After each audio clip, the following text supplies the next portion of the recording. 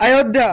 सूत्रों के मुताबिक फैजाबाद शहर के चौक में अचानक जन सैलाब उमड़ा, जिसके चलते मुस्लिम व गैर मुस्लिम सभी की दुकानें बंद कराई गई। वहीं इस कड़ी में प्रशासन ने यहां पर फोर्स बढ़ाकर सभी लोगों से की सौहार्द और शांति बनाए रखने की अपील, जबकि अयोध्या में मंगाई गई स्पेशल फोर्स। सूत्रों से जानकारी मिल रही है कि और भी अधिक फोर्स मंगाए जाने की है आशंका। हमारे मैथिली प्रसंग के संवाददाता हर्षित गुप्ता से जानकारी मिली है कि जिला अधिकारी अपनी टीम और एटीएस बल के साथ चौक पहुंच चुके हैं। चौक पहुंचकर जिलाधिकारी ने जायजा लिया। चौक घंटा घर में भी एटीएस तैनात हुई है। पुलिस प्रशासन भी पूरी तरह से मुस्तैद नजर आ रहे हैं।